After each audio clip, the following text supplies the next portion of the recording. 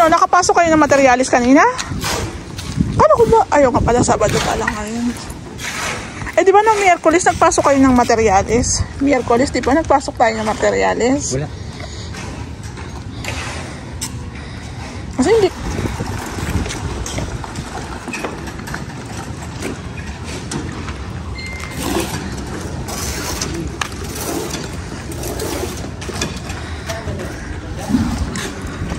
So, bali guys, ito na yung itsura ng ating renovation. Extension po muna ang una.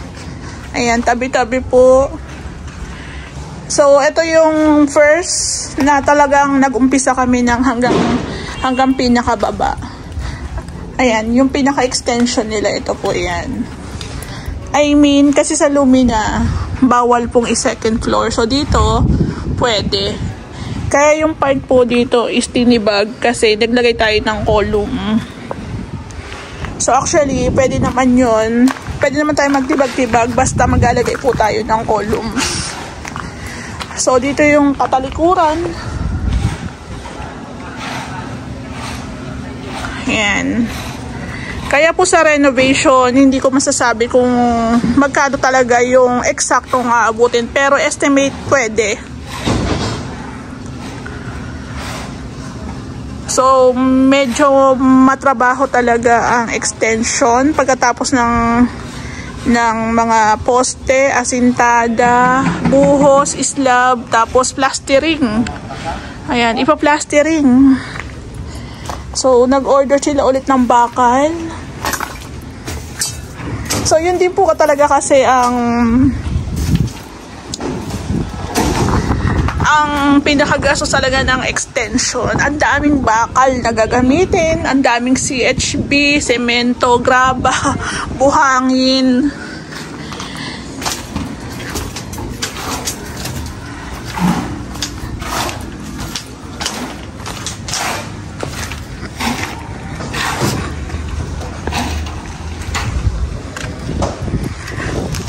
So guys, tingnan nyo naman yung ating pinaka poste dito. Talagang solid na solid talaga yan.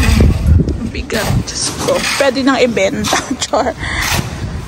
Yung ginamit nga po pala naming CHB dito is 5. 5 yung size niya. So, ito pong pinaka front, parang canopy yan. Parang ano na rin yan. Parang magiging balcony na rin ang peg niyan. So, ayan, nagbubuhos sa mga poste.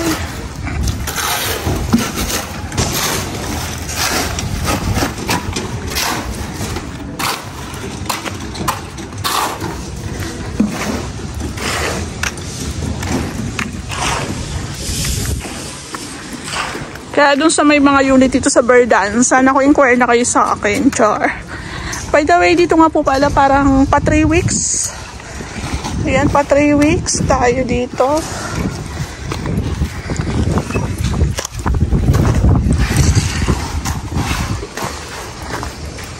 So, ayan si Ray magpapasweldo. Saturday po kasi is sahod.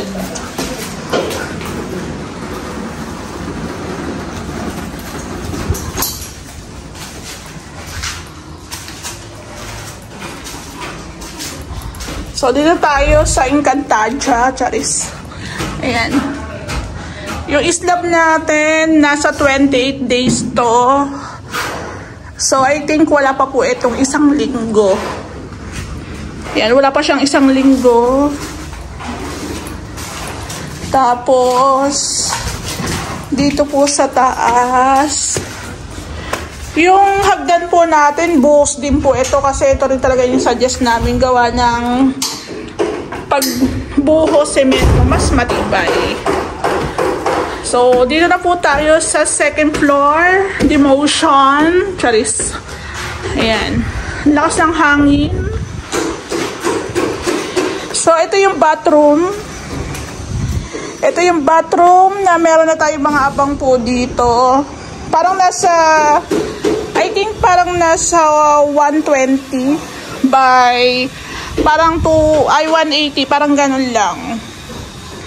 Tingnan nyo naman yung pinaka-poste natin dyan, solid.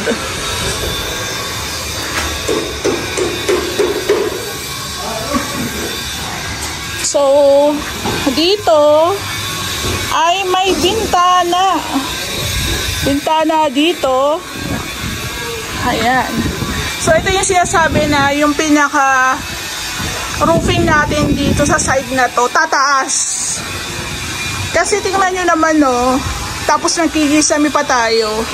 So, meron tayo dyan mga titibagin, maglalagay ng beam. Ayan. So, ang daming gagawin. Kaya po sa mga nag-i-inquire sa akin,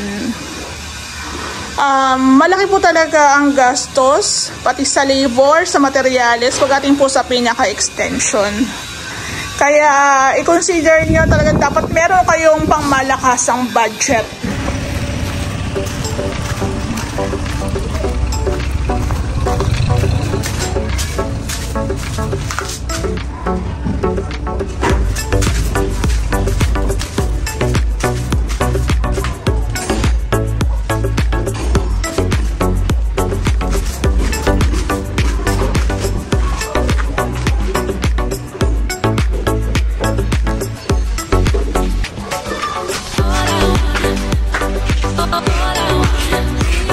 Ayun, nakatano ko tibalin yan. Tibalin yan. Tapos ito. Ano to? Balkang ka to?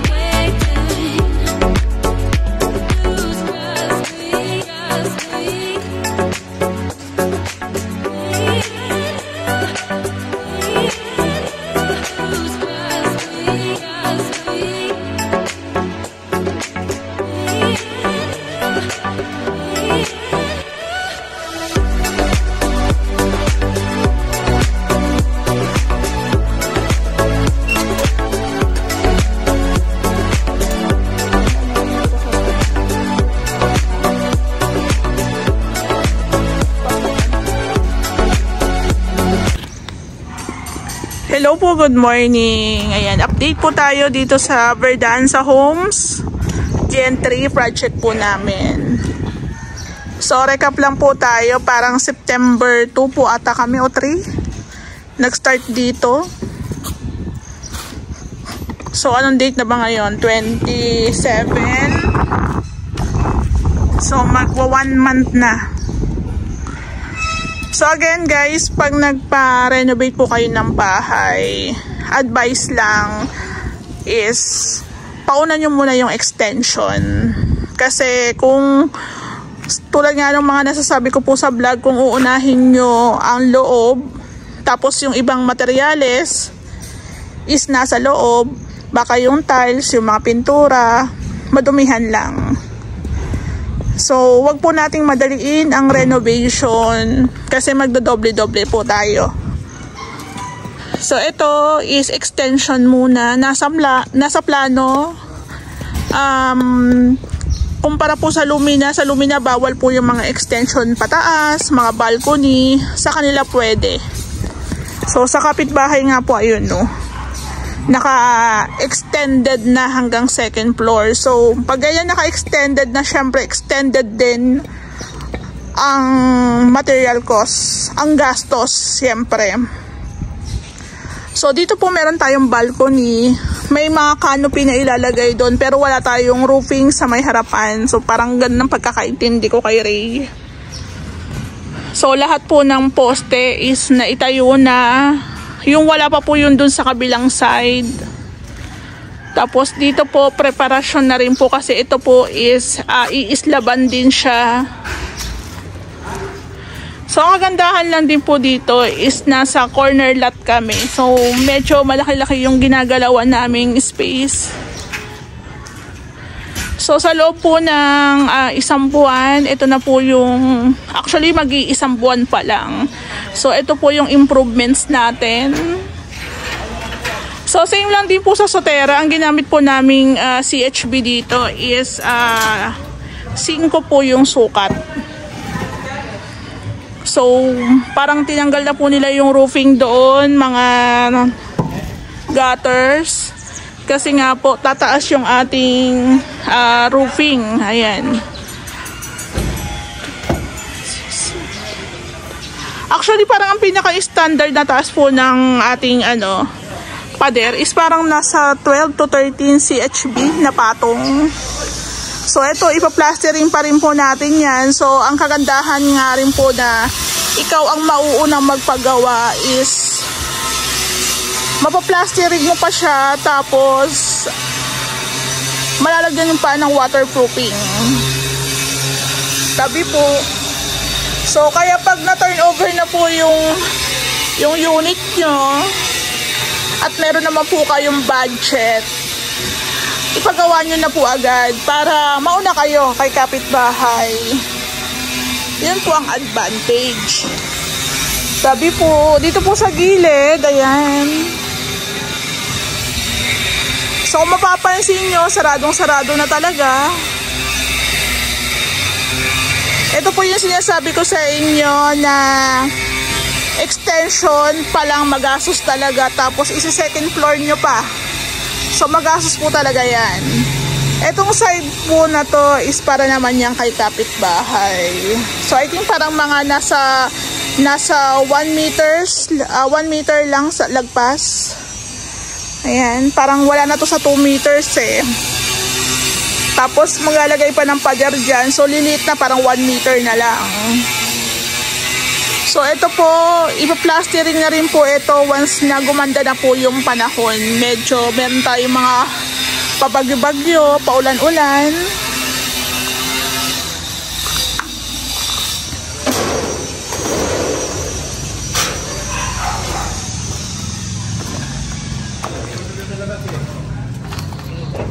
So dito guys, pagpapahakot pa lang ng lupa, medyo matrabaho na rin talaga. Medyo magastos na rin po talaga.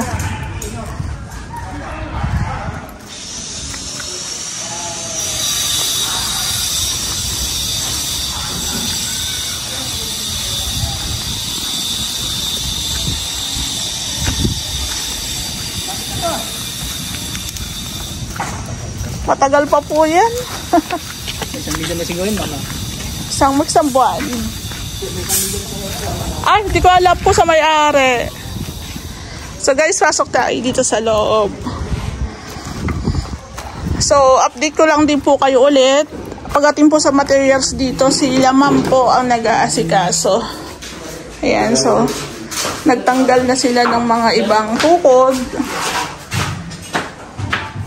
So, ito pong bathroom nila is titibagin to, malilipat na po doon. Uurong na po yung bathroom natin doon. So, yung dating pinto tsaka bintana, tanggal na. So, sa plano, open. Tapos, ito pong natira na to is para po yan sa ating bar counter. So, yung kitchen na yan, malilipat din po yan doon. Gagawa tayo ng panibagong kitchen.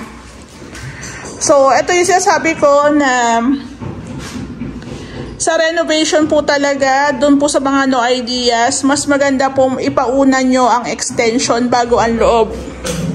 Lalagyan ng mga semento, ibang mga materyales, mga tools. So kung ito po is naka-tiles na, meron na rin po siyang pintura. Madudumihan lang.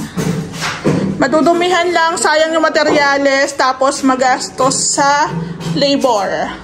Ayan po. So, dito sa second floor, same lang. Hindi rin po tayo gumagalaw muna para sa interior. Puro po kami sa extension. Ayan, sige lang. Go mo lang. So, ito guys, ang sinasabi ko sa inyo, mababa po ang ceiling. So, parang nasa ano lang, 2, 4, 6, 8. Parang nasa 10 na CHB patong lang. Kaya ang request po ng may-ari is taasan. Para daw, kasi matangkad yung may-ari dito. So, kung susundan po namin to, mababa na doon. So, gagalaw po yan. So, bali, same lang din po sa project namin sa Lumina. ang bathroom po nito babataas.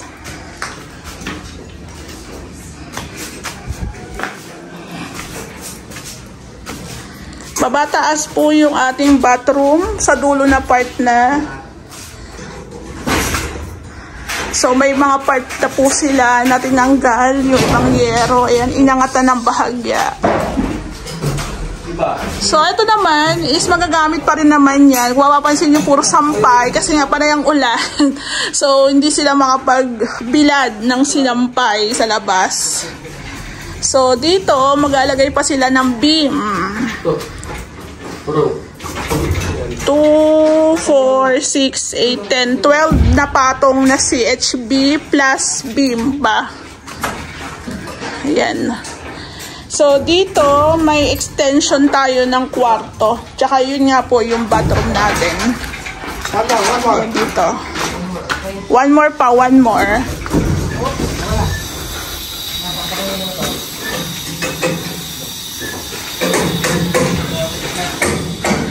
So ayan guys, kung mapapansin nyo, naka-stay ng aking team kasi hindi po sila pwedeng mag-uwian. Unang-una, yung iba po is taga Bulacan, yung iba taga Rizal, malayo yung iba. So nag-i-stay in sila. Kaya doon po sa mga gusto magpagawa po sa amin, stay in po ang team ko. Ayan. So bali guys, buti nga kasi parang Thursday, Friday, parang ano po, parang ayun nga, nabalita nga na ang Cavite is signal number 2 hanggang 3. Buti na lang at hindi naman ganun kalakas ang nangyari dito. Okay naman ang aking team. So sabi ko nga, kung makakagawa sila sa labas, gumawa dahil nga malakas ang ulan. Sabi ko nga may GC po kasi kami. So sinasabi ko sa GC na kung hindi kaya at hindi makakapasok, wag na munang gumawa o wag na munang pumasok. Pwede naman yun. Kasi lalo na kami, extension po yung ginagawa. So exposed sa araw, sa init. So hindi naman pwedeng, di ba? So ganun naman. Kung may gagawin sa loob, pasok. Pag wala, di pahinga muna. Ganun lang. So imagine nyo, meron tayong buhangin dito sa taas.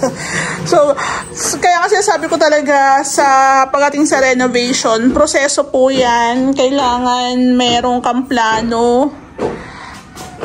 Merong step by step, may procedure kung paano gagawin, paano ang magiging mga uunahin. Kasi kung wala labo-labo ang gawa natin dyan. So ayan guys, yung sinasabi ko sa inyo na 12 na patong tapos na CHB tas may beam pa. So ito po, dadagdagan pa natin. Tsaka dito po, dadagdagan pa. Kasi mababa talaga dito eh. So angat lang kami ng konti. Tapos pag ganyan na yung bubong, tapos isang hilera na. Ayan.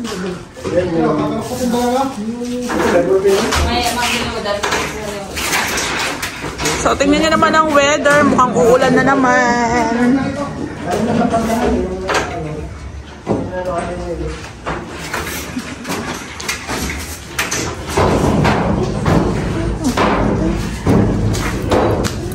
So guys, yung hagdan natin, boost din to ha. Kasi kahoy, syempre masuggest na natin since full renovation to, bubuhusan na lang natin yan. So kailangan talaga pag nagpagawa ka, open budget talaga.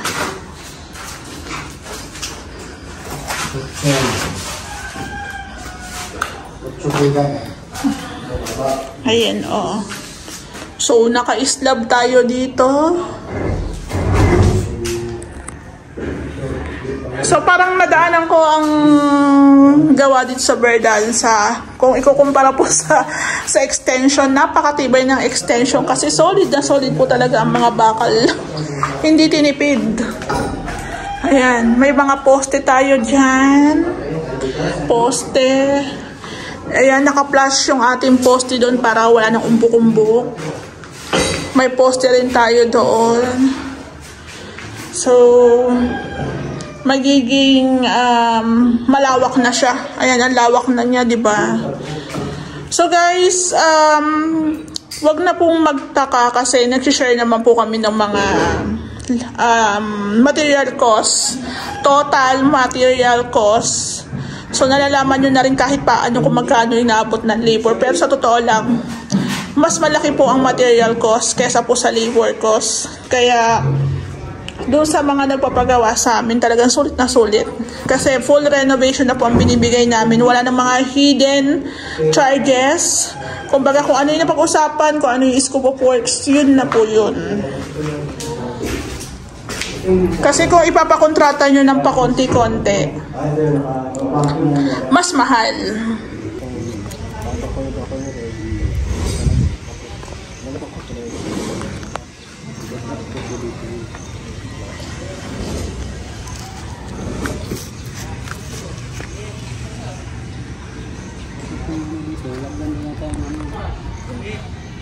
Gaya rin doon na yan eh.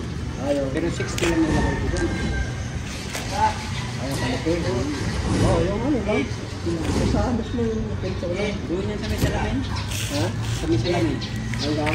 Dito rin. Sa may salamin? Ito.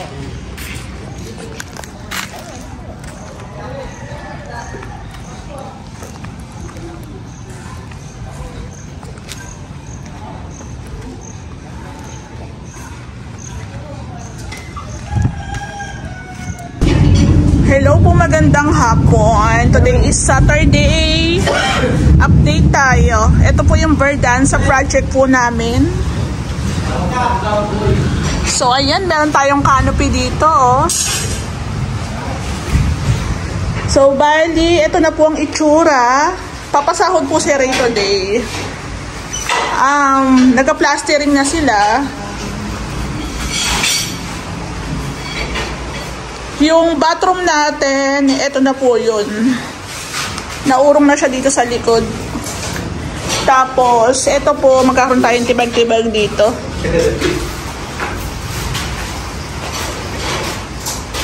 So, dami ng materyales, daming semento.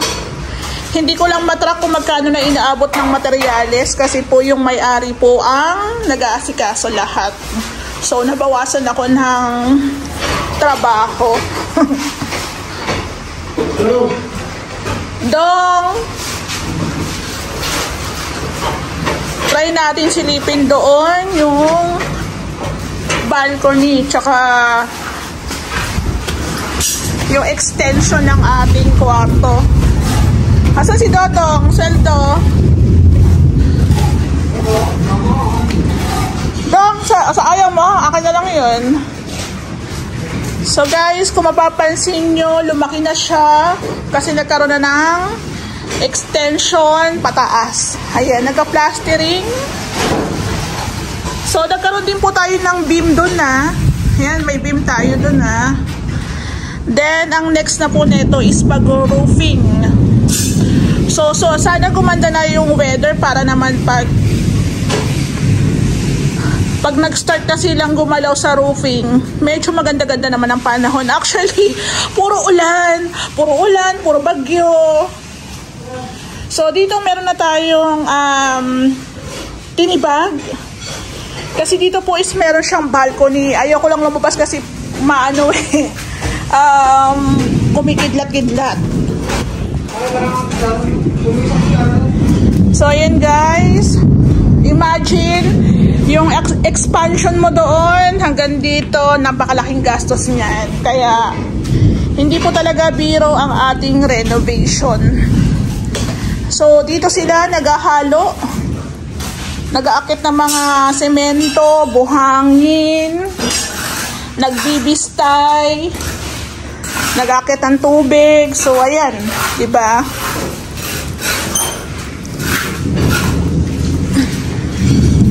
Plastering tayo.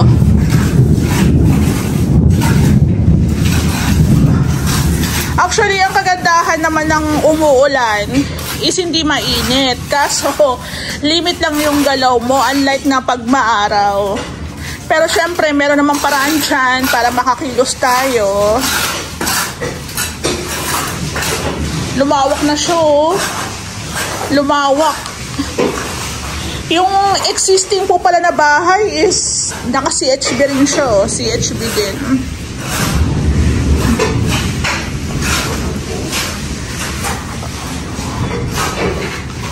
So, hindi ko lang talaga alam kung magkano na po inaabot ng materialis dito. Pero I think parang siguro nasa kalahating milyon na. Kasi para kang nagpapagawa rin talaga ng panibagong bahay eh.